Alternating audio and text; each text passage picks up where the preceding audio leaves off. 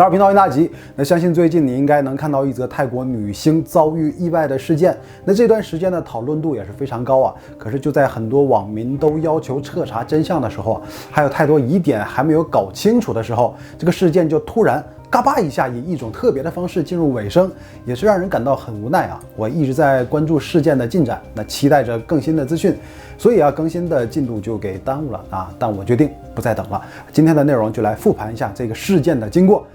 故事的主人公就是泰国的女演员尼达·帕查纳维拉潘，大家都叫她 Dangmo。她1984年出生，可以说她从出生到出道一直在经历各种坎坷。在她3岁的时候，父母就因为感情不和离异，母亲随后嫁人。Dangmo 一直跟着父亲一起租房生活，相依为命。在上高中的时候被星探挖掘，正式步入演艺圈。那做这个选择也是出于想早点工作减轻父亲的养家负担。于是他拍摄了人生第一条广告。2002年参加选秀大赛获得亚军，之后凭借某剧中的反派角色开始走红，随后陆续接到很多角色，努力发展自己的事业但同时并没有放弃自己的学业。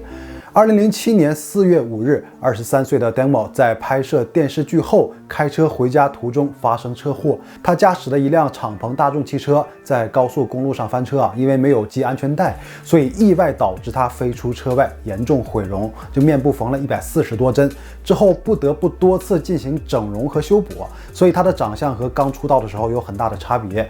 但他自己对整容的事情毫不避讳和别人分享自己的心得，还接到了一些整容的广告。2013年，他和一名交往了6个月的歌手订婚但仅在2年后，这段感情就发生了变故。2015年，未婚夫突然在演唱会上宣布单身，证实两人分手具体原因不详。但 Dangmo 伤心欲绝到吃药轻生，万幸最终抢救及时，没有发生悲剧。那在这个时期 ，Dangmo 成了自由艺人，并有自己的经纪人。2019年，他再一次迎来了自己事业的上升期，参演的剧集《吹落的树叶》热播。Dangmo 作为一个称职的反派女2号在剧中存在感特别强。那上演的是一出和变性后的侄子抢老公的魔幻剧情。因为角色的占有欲极强，爱发飙，再加上表演非常的用力，那稍带浮夸的把角色演绎的淋漓尽致，但经常突如其来的尖叫和表演非常有特点，所以人们就给她起了一个外号，叫尖叫鸡姑姑。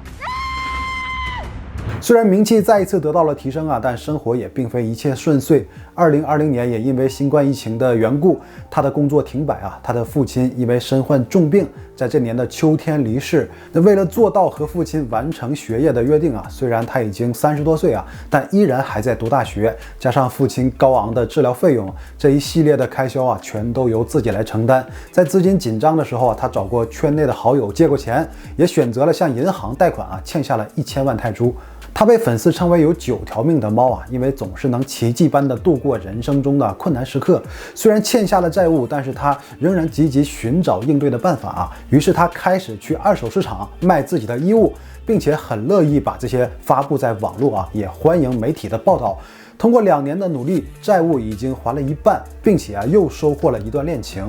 2021年1月 ，Dangmo 参加了泰国蓝石大学的毕业典礼，完成了和父亲的约定，拿到了本科学位证。但他表示还会继续深造，只不过这一次父亲已经无法看到了。这命运有多坎坷，他就有多坚强。原生家庭的破裂、毁容、婚变、抑郁、失业、负债、亲人去世，都没能让这个女生放弃，还展现出了非常乐观自信的一面。那以这样的状态未来也是充满希望的可是这一次发生的变故却没有再次出现奇迹。年仅38岁的 Dangmo 就突然离世。尽管这个事件的性质是朝着意外的方向去发展，但是通过很多人的努力，发现这里有太多疑点。那事件中与他有关联的人都非常可疑。那一系列荒谬的说辞和最后的结局，在这一段时间里让所有人都感到愤怒。那究竟只是一场单纯的意外，还是蓄意谋杀呢？今天我们就来复盘整个经过把时间拉回到2022年2月。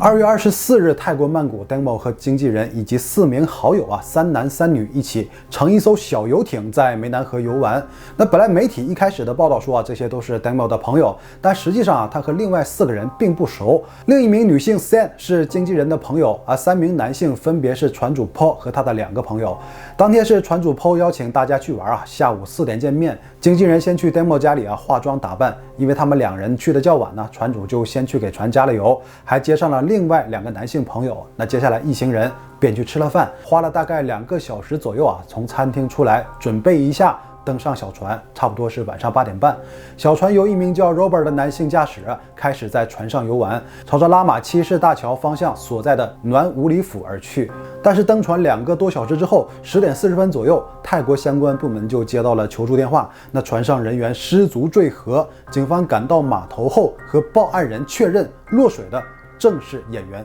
Demo。 那事发突然，消息马上开始在互联网上爆炸传开。那 Demo 的圈内有人马上发动各种人脉到现场进行救援，再加上救援队一同在湄南河展开了搜救行动。但是当晚的搜救还是非常困难，因为11点到凌晨1点左右，正是潮汐时间水流非常急，所以导致进度非常缓慢。那沿河的居民为了提供更多照明几乎把家里的灯全部点亮，希望能够帮助救援队。夜间水里的温度特别低， Demo 落水的时候也没有穿救生衣。那随着时间一点点流逝，让很多人心里都感觉凶多吉少。那10几个小时的打捞无果，救援暂时停止，重新制定搜寻的方案之后，继续投入工作。因为社会的关注搜救队伍再次变大。那泰国警方救援队、海军潜水服队和海军监视队全都加入。后得到消息 ，Demo 的母亲和男友也加入搜救。那男友在湄南河边发布动态：“我会在这里等你直到我们再见面。”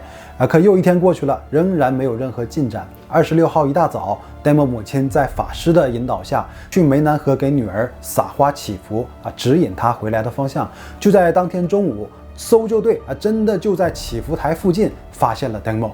但找到的却是他的遗体。母亲和男友因为悲痛直接在现场哭到晕厥。Demo 的死讯很快传开，所有人都为他感到难过。一个明星突然坠河离世，那必然会引起轰动，有很多人自发赶到湄南河边献花纪念，那全国都为他的遭遇而感到惋惜。那相关机构也很快进行尸检报告显示 Demo 的死因是溺水窒息，肺部有沙，或许是因为溺水生前曾经有过激烈的挣扎，身上有4处较大伤口，体内没有任何违禁品和药物的成分。最深的伤口是右大腿内侧，甚至伤到骨头，疑似尖锐物划伤的，可能是船尾的螺旋桨造成的。左手似乎有被咬的痕迹，2个小腿均有不同程度的伤口，包括 Demo 的面部、胸部也都有伤痕，就没有办法判断这些伤口是在落水前就有，还是落水后造成的，所以警方也必然会有针对性的调查。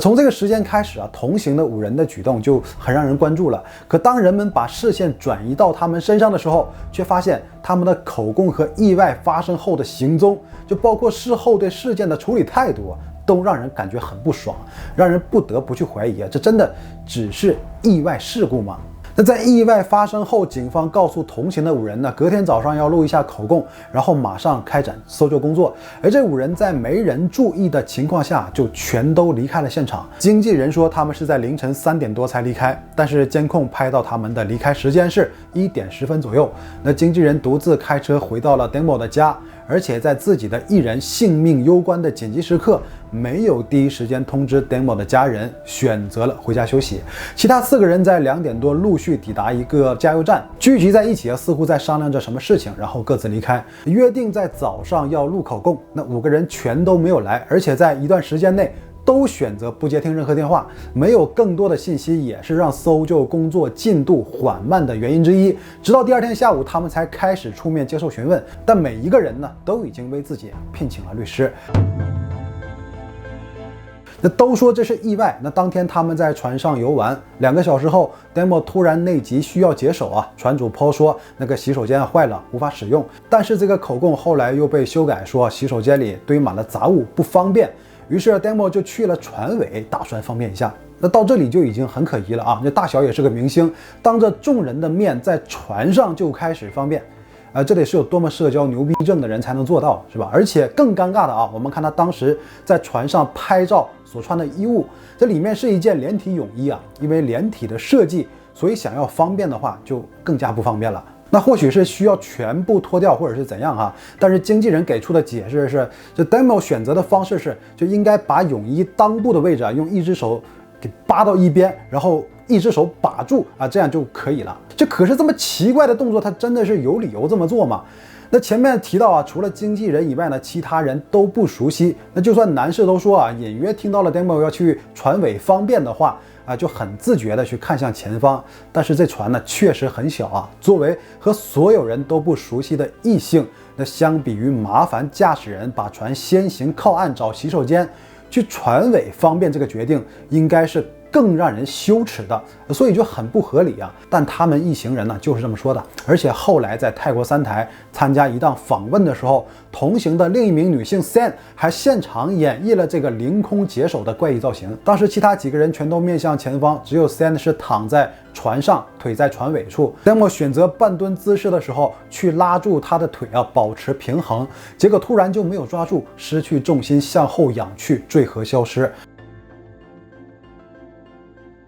但是几个人在节目上的证词啊，就越说越乱。那一会儿说 Demo 是突然松手落水啊，一会儿又说 Demo 是走去船尾的途中踩到洒出来的酒，然后滑倒摔下水。那船主说，因为船还在运行啊，所以前面的人就都没有注意到 Demo 落水。当他们反应过来之后，在河面上开始驾船寻找，加上救援队赶到啊，前后持续了1个多小时才上岸。那这一次直播引来了近100万的观看量关注度特别高。那显然他们的这些说法没有被大众接受这么荒谬的过程完全就没有可信度。一个女明星就不可能不顾及自己的形象。这遗体被找到之后呢，警方也查看过她的衣物并没有被拉开的迹象。所以对于去船尾行方便的这个说法他们的结论是还不确定真实性。而且事发的小船靠岸之后呢，那个有可能造成 Demo 身上多处伤口的螺旋桨消失了。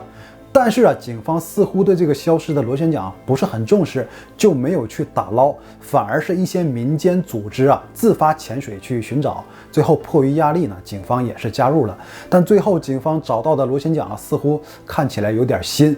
确实在这里也没有发现任何有价值的线索。船上的另一名女星 San 还对事件公开直播过，再次谈到已故的 Demo， 她甚至差点笑出声音，而是在旁边人的不断提示之下才知道收敛。那最不相信他们说辞的人当然就是 Demo 的家人了。他的母亲很早就已经公开表达了自己的态度和疑问。那 Demo 和5人吃完饭再上船，那除了经纪人都不认识，那么他们找一个女明星聚在一起的目的是为了什么？那 Demo 是会游泳的怎么可能落水之后就直接消失呢？和他合作多年、情同姐妹的经纪人 Kartik 为什么在案发后选择消失不接电话？围绕着这些问题Demo 很多圈内好友都发文要求彻查真相，也是一股推动调查的力量。那大多数人都认为这是一起他杀性质的案件，而且网民已经有了几种猜想。Demo 的母亲收到了一张光盘，里面是一个音乐 MV， 带有人溺水的镜头还有一封字迹潦草的信。他理解为这是在恐吓自己这些东西也已经提交给了警方。那他还爆料，在一个很信任的朋友那里得到一条消息，说当天并不是一次单纯的聚会，而是一个带有潜规则的特别饭局。母亲和他的朋友们都说过Demo 是从来不会接受这种潜规则的。他说过如果自己接受这种饭局也不至于还有那么多债务，接受潜规则只会进入一个恶性循环。所以母亲认为 Demo 的身体和心灵都受到了伤害。结合船上几位非常有实力的富商人们猜测，或许上了船之后Demo 发现这个局并不单纯，所以表现出了非常拒绝的态度，引发了某位富商或者多人的不满。结合死者身上的一些伤口，所有人都感觉在船上应该是发生过冲突，是遭遇外力才落水身亡。而且几人身上也都有不同程度的伤痕船主 Paul 的手臂上有红痕Job 的右腋下脖子也有伤痕，San 的额角有一道痕迹左手手臂明显淤青。在记者拍到了淤青之后呢， Paul 还强烈要求记者删除照片。他们对于这些伤痕的解释很统一说是在事后寻找的时候弄的所以人们就猜测这是在船上的肢体冲突造成的。 Demo 在彻彻底无法招架之后呢，被扔进河里啊。船上的人是为了逃避罪责，或者害怕得罪凶手所以选择一起说谎，找了一个到船尾小便的理由。2022年3月初，湄南河边的一段监控资料流出疑似拍到了当时的事发经过，但经过放大的画质非常模糊。大概能看出一艘正在行驶的船尾部突然有人落水从落水的速度和距离来看呢，似乎更像是在外力作用下才有这种效果还有另一个角度的画面，可以看到船上有3男2女船底的水里似乎有一只手极力想要抓住白色的漂浮物，却被一名男子给挪开，不想让这只手给抓住。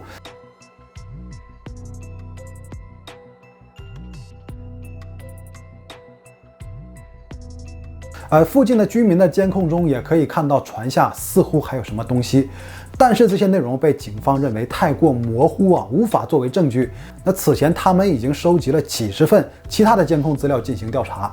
还有一个流传的版本但是就无法辨别真伪也是关于潜规则，但并不是船上的这些富商，而是富商背后的大人物，是他们全都得罪不起的级别。那经纪人收了50万泰铢作为好处费，把 Demo 带入到这个局里船上的人全都一致促成这次交易如果 Demo 同意了，就把他送去酒店结果在遭到拒绝之后呢，在大人物的授意之下，只能把它解决掉之所以有这个版本是因为网络一张经纪人的聊天记录的图片，经纪人呢承认了自己收了钱，但是无法保证真实性。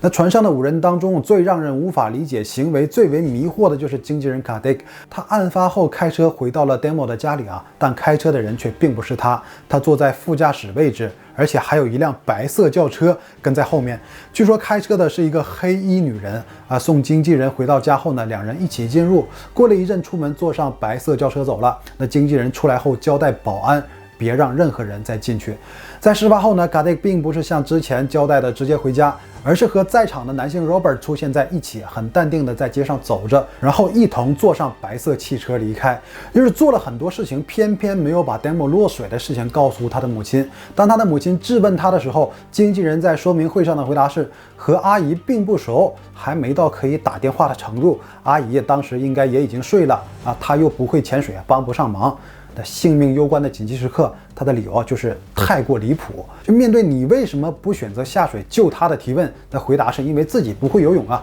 可是在他的个人主页却赫然贴着带女儿一起潜水的短片，而且是可以在水下睁眼睛拍摄的水平。那 Demo 的手机也全都由他来保管，事发后又交给了保姆，保姆又交给了 Demo 的母亲。当时很多粉丝都在关注 Demo 的社交账号，就多么希望突然多出一条状态告诉所有人自己平安无事。可是在所有人的期盼当中，非但没有等到报平安的贴文，却发现还少了7条内容，因为一共2000多条那具体哪些内容被删掉了，没人知道。那保姆和 Demo 的母亲都不知道手机密码，唯一掌握这些的就只有经纪人了。可他一口咬定我没有，不是我。那虽然 Demo 会告诉我解锁的密码，但是每次解锁之后呢，就给忘记了，不会刻意去记，那否认了有过删除照片的行为。他的谎言无时无刻都让事情变得更复杂，也让自己看起来更可疑。他还一再强调绝对不会希望自己的朋友发生不测。以经纪人的身份来说，艺人发生了意外，也就意味着自己失去了工作和赚钱的渠道。在这个环境中这种话更是加重了人们的愤怒。他们一起上节目直播中，主持人对他说过Demo 非常爱你，如果是你坠河的话，他一定会等在河边，直到见到你为止，或者直接跳进河里救你。总之一定不会选择回家睡觉。因为这2个人在平时的关系表现得非常亲密Demo 对他非常大方，就连衣服都可以给他。经纪人很多照片中的衣服都是 Demo 穿过的，那包括他在新闻说明会上的墨镜，竟然都是 Demo 事发当天戴的他攀附在艺人身上收获了很多。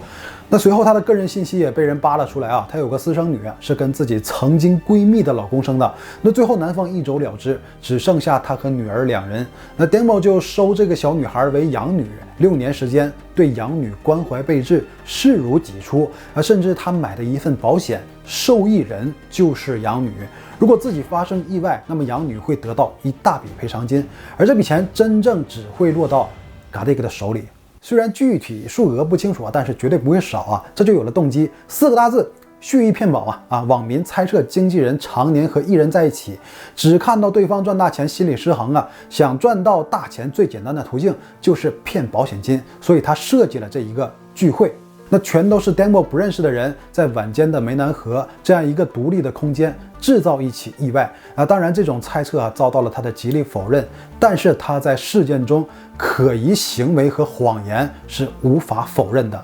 那还有一个最让人无法解释的操作就是试图掩盖案发时间。那之前所有人以为案发时间是10点40分左右，起初他提供的合影拍摄时间为9点56分，自己的照片是10点06分。按照这个来看 ，Demo 是在这个时间之后才落水的，还是很符合他们的口供。但这里出现了一个疑点，就是后面的拉玛七世大桥灯是亮着的，但工作人员说这个时期大桥关灯时间是晚上9点。一些汽车记录仪中也显示9点过后桥灯已经关闭，这就意味着这些照片拍摄时间都被修改过。我用 iPhone 手机实验过照片的拍摄时间是可以修改的，在修改完时间之后，连同初始时间也会跟着一起改变，而且别人无法查看到修改记录。如果真的是照片上所显示的时间大桥的灯应该是已经被关闭了才对，那么这个时间肯定是不对的。这些照片呢是晚上9点关灯之前拍的，故意修改时间意味着他想证明在10点的时候 Demo 还活着，还没有发生意外。那或许在10点之前的某个时间就已经事发了，他们用了很长时间来处理现场，故意把洗手间搞坏再堆满杂物，并在1个多小时后才报警。当救援队赶到的时候 ，Demo 已经完全没有生还的希望了，一切借口变得越来越不合理。就在所有人都在捍卫 Demo 的时候，作为主力的母亲就承担着所有的重担在身上。只要一直寻找真相总会有水落石出的一天。但突然，母亲的行为却让人震碎三观仅仅事发1个星期后，她上访谈节目表示已经原谅了当事人之一富商 Paul 理由是他的道歉很有诚意，还到我的面前跪下承诺会像 Demo 那样用心照顾我。就在那一刻，选择了100%原谅他在访谈中甚至还笑出了声音。这究竟是什么力量可以让一个人放弃守护真相的信念？那当然就是超能力这富商答应给他3000万泰铢作为赔偿，还会承担所有的葬礼的费用。那这时候他不会想如果一个人真的干干净净不心虚的话，那为什么着急拿这么大一笔钱给你呢？或者说你们心知肚明拿着当成了一笔交易呢？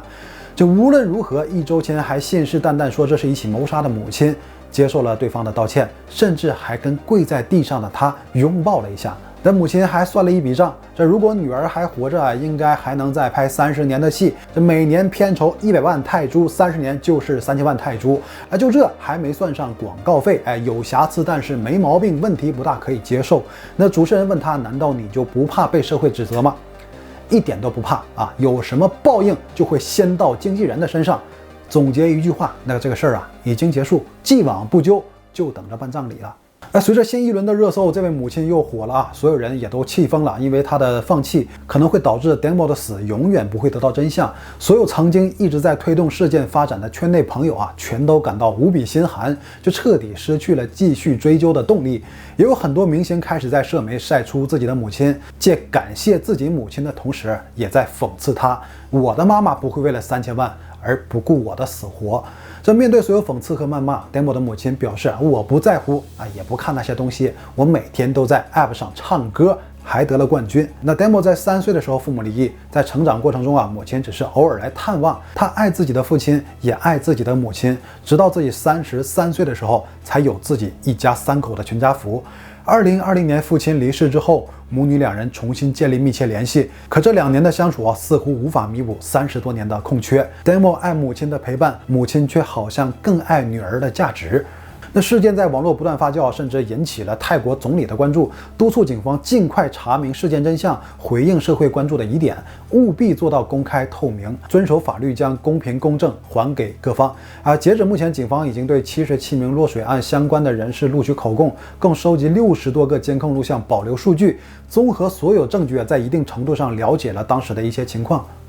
那开船的 Robert 承认自己没有资质啊，案发当晚呢想试试开船的感觉，就因此导致在行驶过程中有些不稳呢，让 Demo 在船尾小便时不慎落水啊。此外，他还承认在案发当晚确实喝了酒，因为害怕被追究，所以把酒瓶、酒杯等相关证据销毁，并在事发后和另外几人协商解决办法。这目前事件的进展呢 ，Demo 的母亲在舆论中突然调整了说辞，说3000万呢只是自己的心理预期，还是很在乎女儿的死因，并且已经要求重新尸检，无限期延长火化时间，目前还在等待 Demo 伤口的最新法医鉴定结果，预计还需要1周左右的时间才能拿到到时候就可以知道那些伤口是否为落水前形成，以便用此判断案件是属于谋杀还是事故。但根据现有的证据警方初步认为案件性质为无证饮酒驾驶引起的过失致人死亡，而非故意杀人。等到案件盖棺定论，委会及时跟进。2022年3月11日到13日，泰国曼谷Demo 的葬礼在一间教堂进行3天，社会各界朋友和粉丝全都来现场表达对他的悼念。Demo 发布的最后一条状态，太阳还会再次升起就在那一天，太阳落下之后，他的生命也幻化成为了永恒的阳光，在人们想起他的时候，就会带来温暖。那好了，这就是本期的所有内容，到最后别忘了点赞、订阅、拉起，我谢谢了。